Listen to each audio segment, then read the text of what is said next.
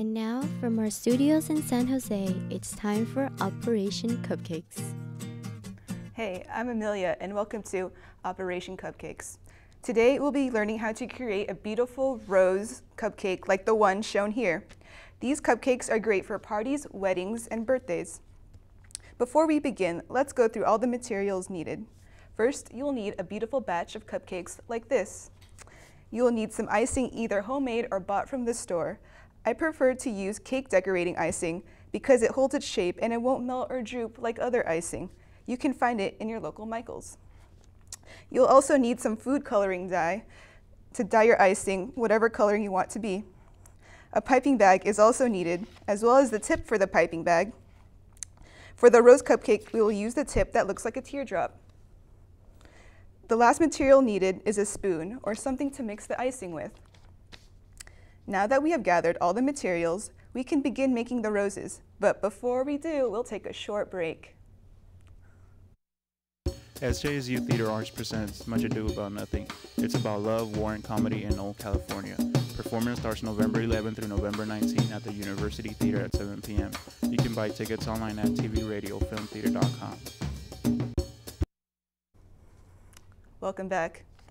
The first thing you want to do once your cupcakes are done baking is to let them cool off so the icing won't melt with the heat of the cupcake.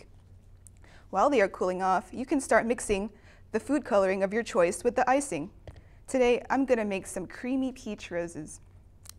You put the food coloring icing in your mix with your spoon or mixing utensil. Once it's the color that you want, such as the one we have here, you can put it in your piping bag. Just scoop it in. Make sure it doesn't overflow because icing can be very messy. Now that it is inside the bag, we will begin piping.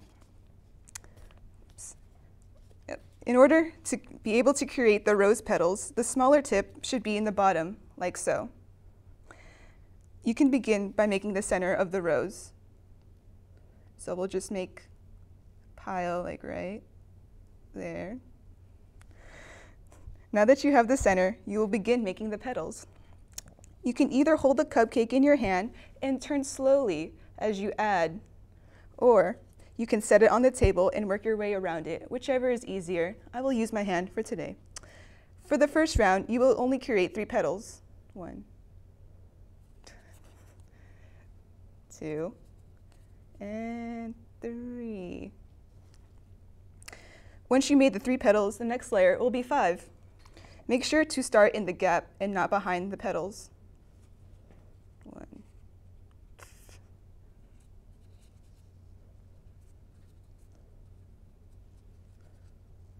5. The next layer will hold 7 petals, and you can keep adding until you're satisfied with the number of petals, but always to make sure to have an odd number of petals. Once it is complete, you can add any decorations to make it pop. And once you're done, you can enjoy with friends and receive many compliments on the beautiful cupcakes you made. Bon appetit!